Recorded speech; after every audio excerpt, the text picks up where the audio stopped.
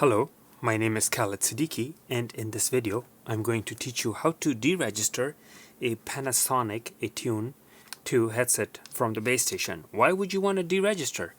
Because the base station can only hold a finite number of headsets, and if you have too many headsets you need to undo some or deregister some in order for the rest to be able to be registered or to function.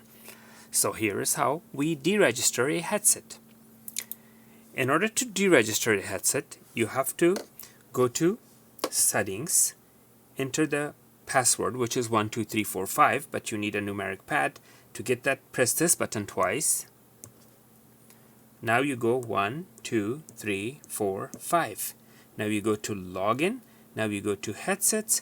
Now you go to ID deletion. ID deletion means you delete the ID.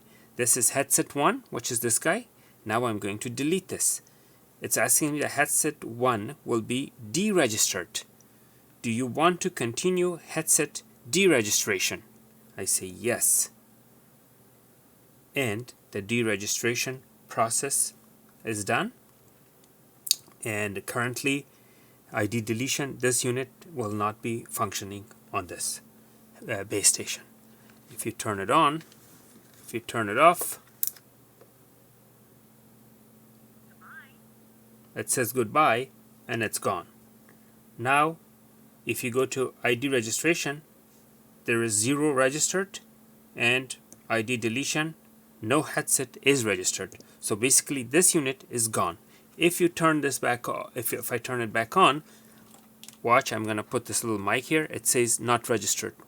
Listen to the message it says. Hello. Headset 1, Lane A. Out of range. Okay. Did you hear it said out of range? Because it is not registered anymore. So it's thinking that the base is out of range. And if I want to register it again, you watch my other video how to register it. Alright. Okay. Thank you for watching. Please make sure to like and subscribe.